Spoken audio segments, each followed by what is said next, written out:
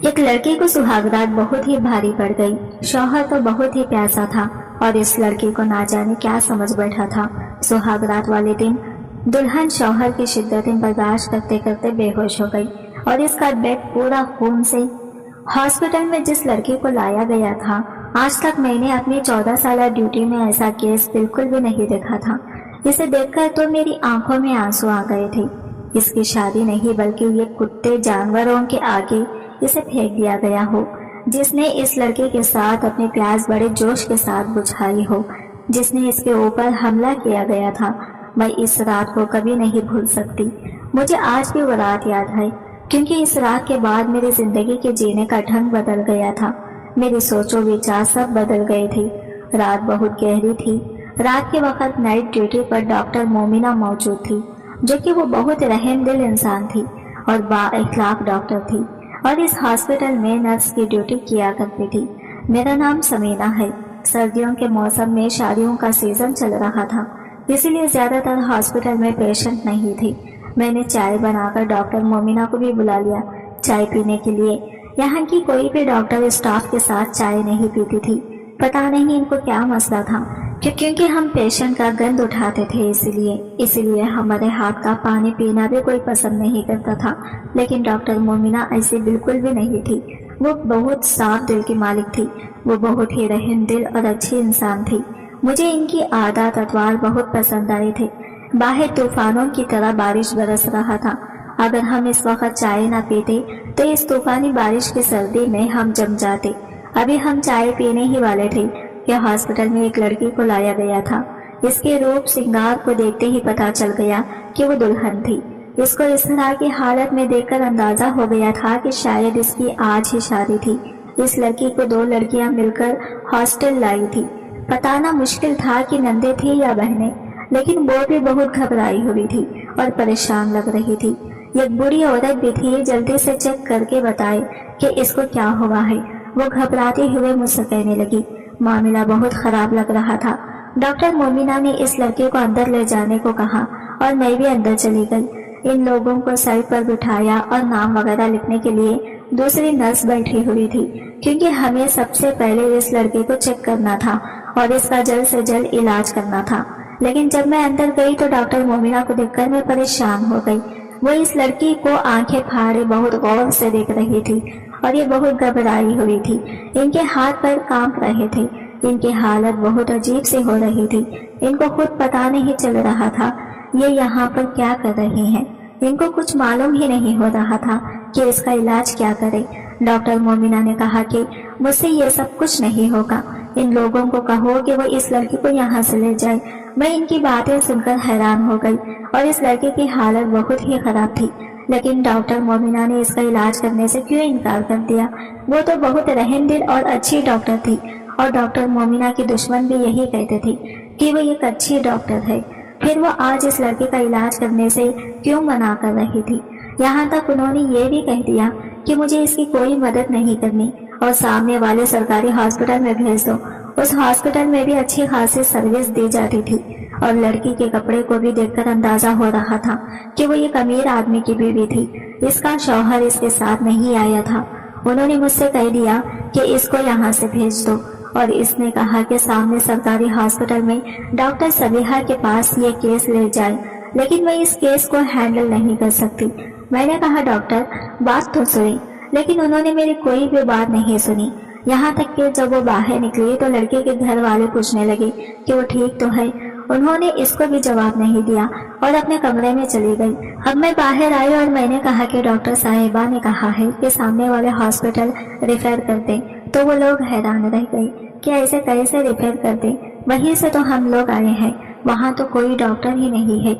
वहाँ कोई डॉक्टर से सबिहा होती है जो आज छुट्टी में है। आप हमारी मदद करें, मेहरबानी करें। लड़की की हालत तो देखिए, आप कुछ ना कुछ तो कर सकेंगी।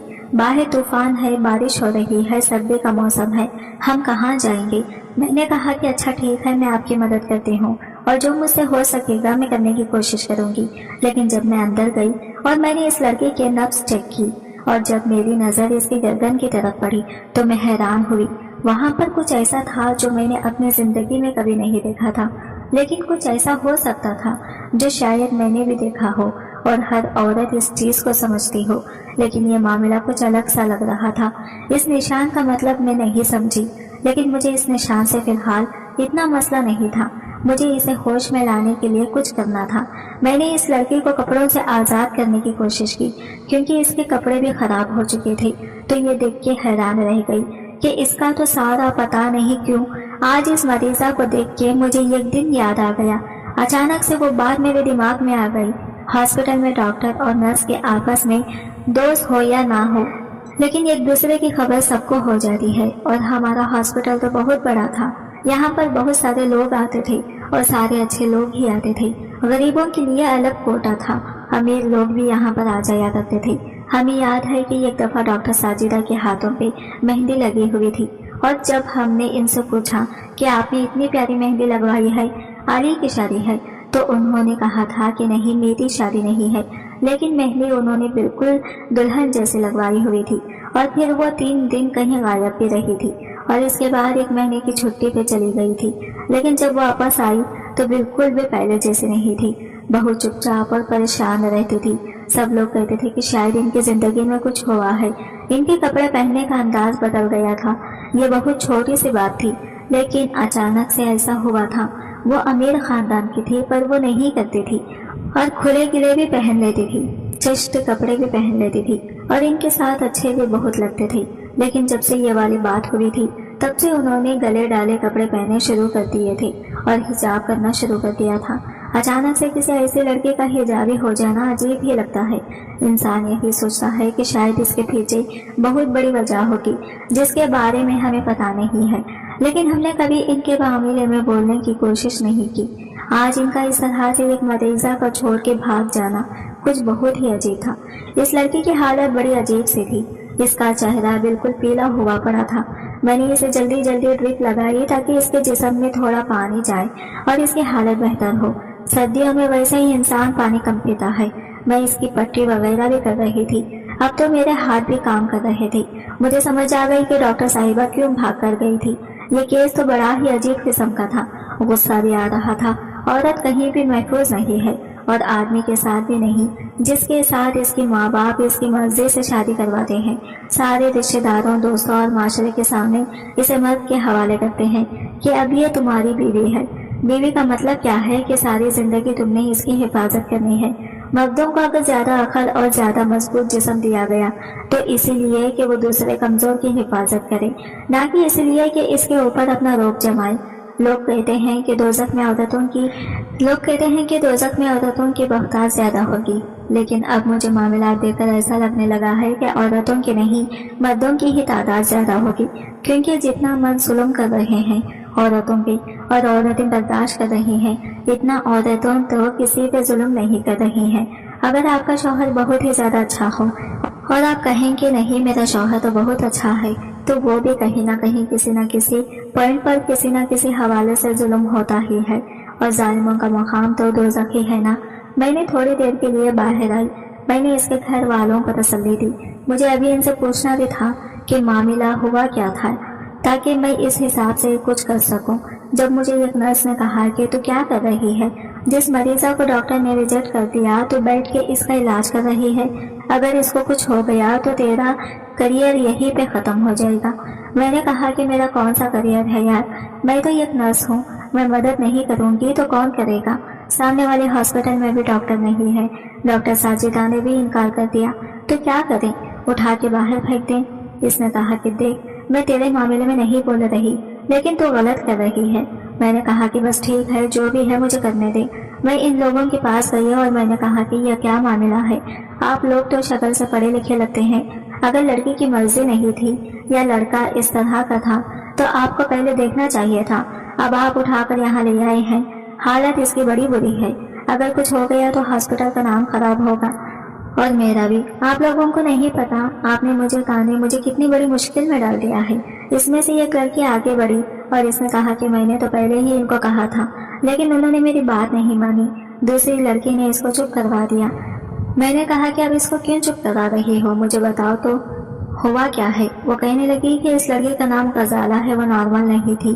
میں نے کہا کہ کیا مطلب نارمل نہیں تھی، तो लड़की ने कहा कि बात ऐसी है कि वो शादी से बहुत ज़्यादा डरती थी और शादी नहीं करना चाहती थी, क्योंकि हम लोग जो कुछ शादीशुदा कजिनों को जानते हैं उन्होंने कुछ अजीबोगरीब बातें बता के डरा दिया था।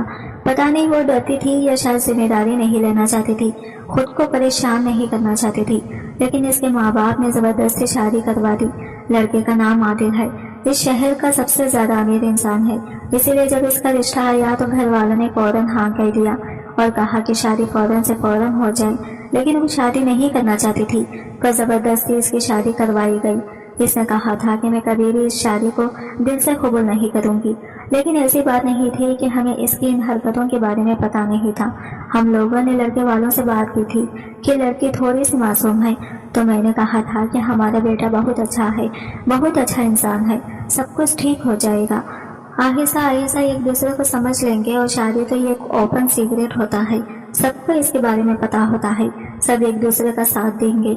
लेकिन अब आपके सामने है सब कुछ। अब ये तो हमें नहीं पता कि बाकी के मामलात क्या हैं, लेकिन इसका शौहर बहुत ही ज़्यादा गुस्से वाला है और वो भी रास्ते में था, हो सकता है अभी यहाँ पर पहुँच जाए।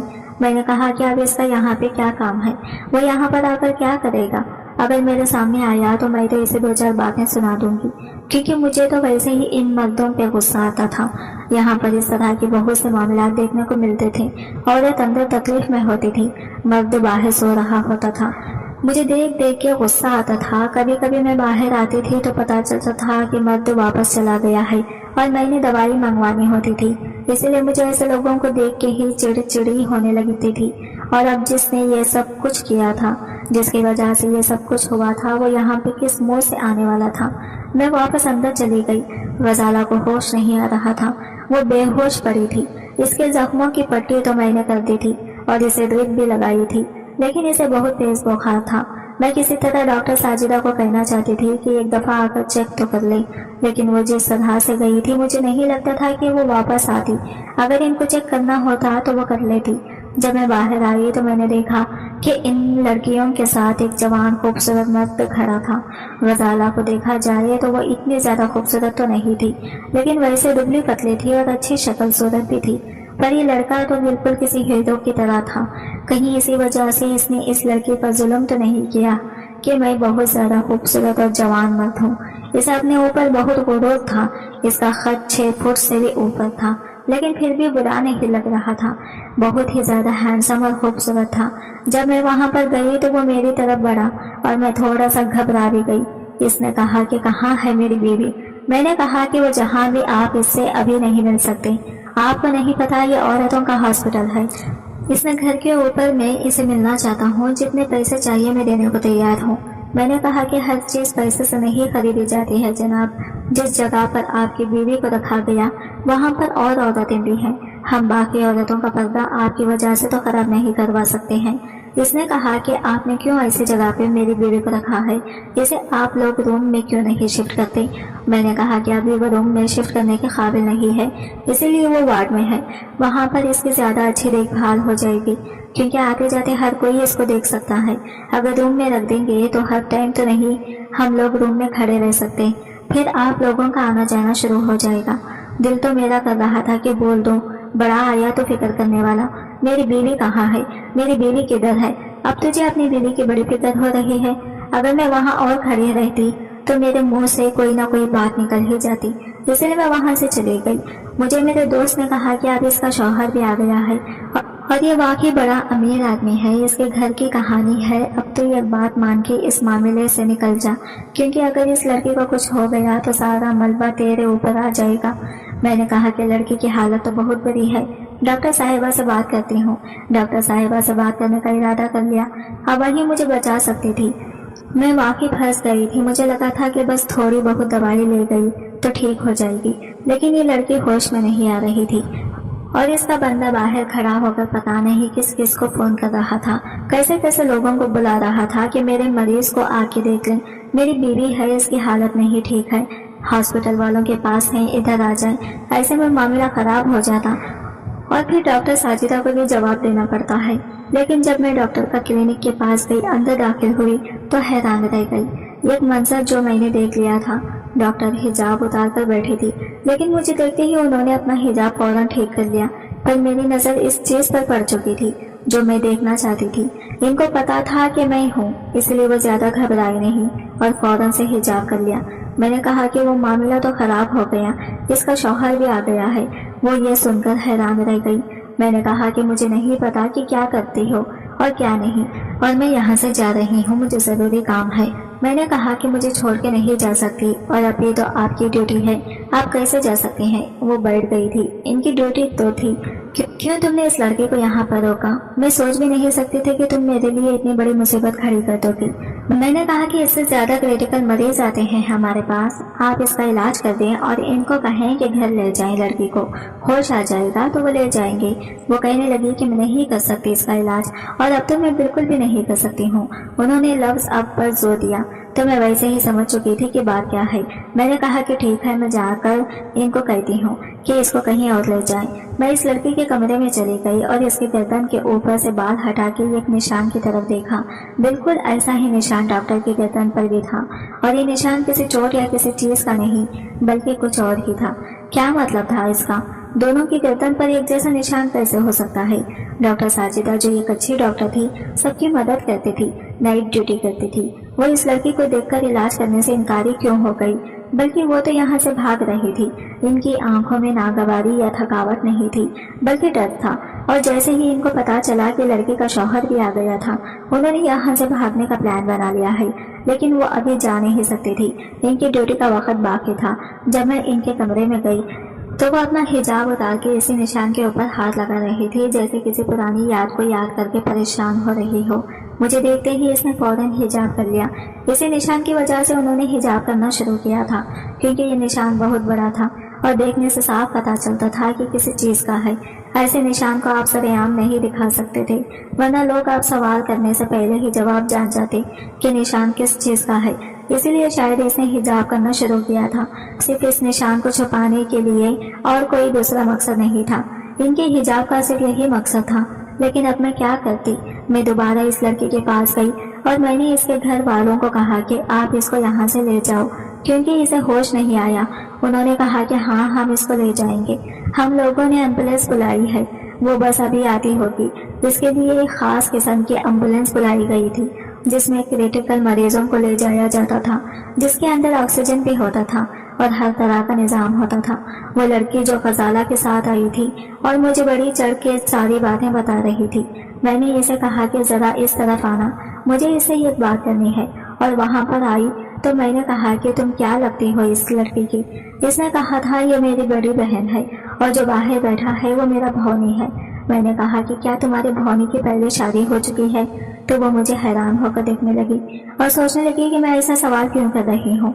मैंने कहा कि देखो जो भी बात है मैं तुम्हें भी समझा नहीं सकती हूँ, बस मैं जो पूछ रही हूँ तुम मुझे बता दो, क्या तुम्हारी बहनों की पहले शादी हुई है?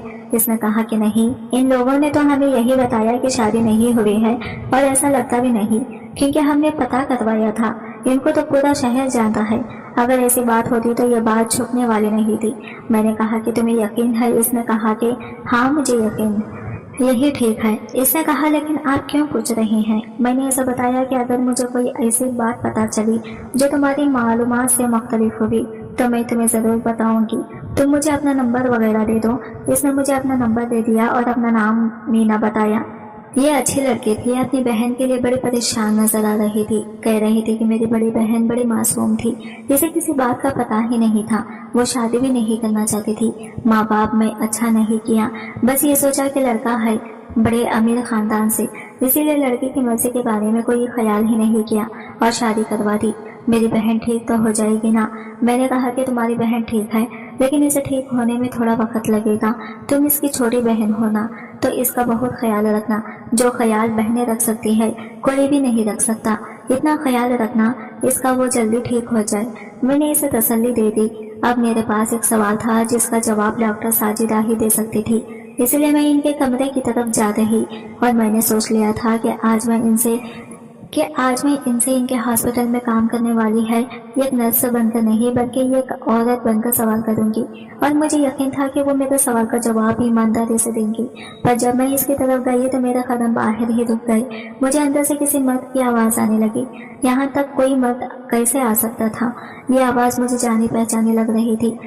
जब मैंने खिड़की से अंदर झांका तो मेरे कदमों के नीचे से जमीन निकल चुकी थी, क्योंकि वो अंदर अकेली नहीं थी। इनके साथ आदिल खड़ा था, गजाला का शौहर, और इस हॉस्पिटल में आई हुई एक मरीजा का शौहर, वही आदमी जो गजाला का शौहर था, वो यहाँ पर डॉक्टर साजिदा के कमरे में कैसे आया और अब इनके पास कैसे खड़ा था?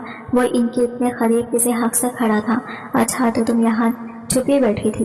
तुम्हें पता होना चाहिए था कि मैं तुम्हें कहीं से भी ढूंढ के निकाल सकता हूँ, लेकिन तुमने अपने बारे में यह खबर उड़ाई कि तुम बाहर के मुल्क चली गई हो। 1 महीने के लिए तो गायब ही हो गई थी। आदिल ने ऐसे हक से बोला था जैसे वो कोई वकील है और डॉक्टर साजिदा मुजरिम, और वो चुपचाप खड़ी थी, बहुत डरी हुई लग रही थी। इनके चेहरे पर बहुत ही ज्यादा डर था। ऐसा लगता था कि इनके हाथ कांप रहे हैं और इस सर्दी के मौसम में भी इनको पसीने आ रहे थे।